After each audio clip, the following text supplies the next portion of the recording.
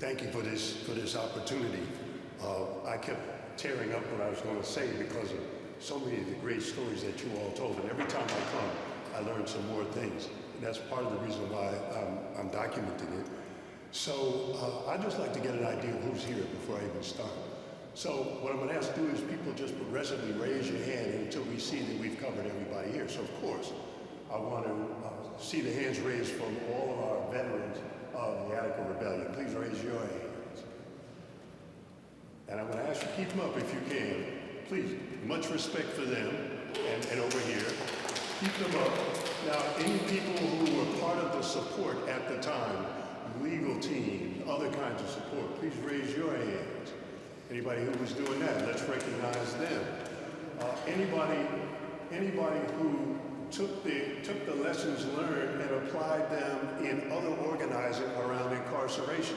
That should get almost all the hands up here that have been left. People who took something from them.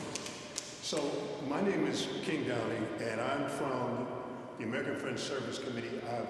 I don't say wore a lot of hats. I wear different sneakers, and I've worn other sneakers as part of all this work, such as the National Lawyers Guild. Any National Lawyers Guild people here? All right. Any with WBAI? Any WBAI people here? Okay.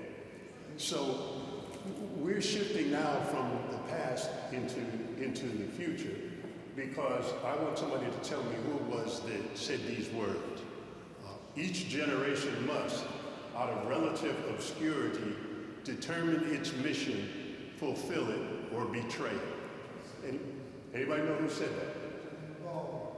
No, close. Anybody know who said that? He was a doctor from Martinique. He got trained as a psychiatrist. Okay, give some recognition there.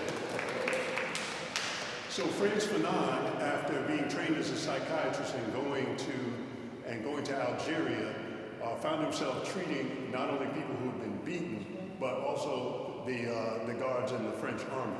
And as a result of that, he joined the liberation struggle. So he took the practice and the lessons learned, and he moved forward. So I'm going to put out some ideas that we call Do Something. And part of it is going to be woven around the Quaker work. So some of the things that we do, we are an abolitionist organization. We were the first, the Quakers AFSC were the first white abolitionists around slavery. Now why am I bringing up slavery? Because we can't get to where people are incarcerated without dealing with slavery and what's the main outcome of slavery that is keeping everybody under the thumb who's incarcerated. Oh no, it's part of the Constitution. 13th Amendment. There you go, 13th Amendment. So there's a direct line between that abolition of slavery and the abolition of prisons and the role of the 13th Amendment.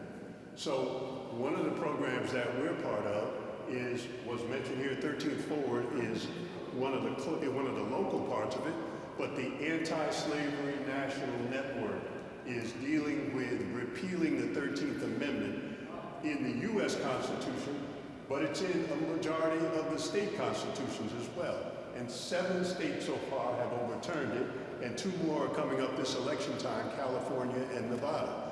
Jersey is in play, and many other states. So that's one way that you can participate in this work. The Attica Brothers Foundation has now joined our program committee. And so as part of that, they will be working with our participation in the Closed Rikers campaign. Anybody here part of the Closed Rikers campaign? Beautiful, beautiful. Round of applause for that. That's an action item that you can take right now because this current mayor has cut the budget in everything but police and corrections, and there are 6 correction officers for each person at Rikers Island now.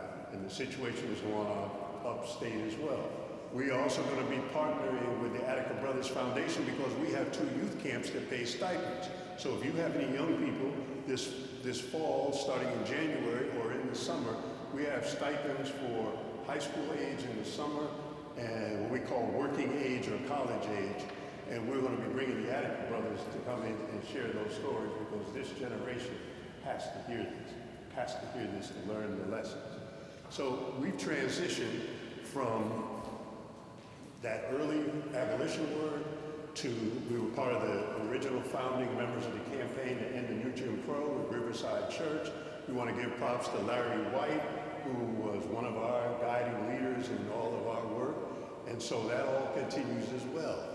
We have moved from, I'm going to go back to slavery for a minute and then suggest our last action item. Who here heard of the triangle trade? The triangle slave trade, right? Goods in Africa, taken to the Caribbean, then taken up into New England and then over to England eventually. But this brother here, what's your name again? I'm not good with his name. What is it? Daniel put me on this track because as he's talking about the drugs in the community, there was a second triangle trade 2.0. And that one was the circulation of drugs from the drug companies, the drug growing states brought into the community, as he was describing, brought in by agents of the state who then used the criminalization of the drug trade that they imported in order to increase incarceration in the community. And that's the cycle he was describing, and that's what got us there. So one of the things, along with the cooperation that we're going to do, is to learn. And I'm going to name 2 books that I want you to check out, and don't take my word for it. One of them is called The Politics of Heroin. The Politics of Heroin, that talks about how the government brought this into the community and then used it to build mass incarceration. And the other is The Big White Lie, that also talks about the counterpart in cocaine. So the last part of all of this, is a program that we're going to be cooperating with the Attica Brothers on, and that's our Alternative to Violence project. Did any of you who are inside hear about AVP or participate in AVP? Any of you know about that? It's a program where people who were connected to the Quakers went inside. They did workshops where incarcerated people learned to facilitate anti-violence projects within the facilities. And so now they're in hundreds of prisons around the country.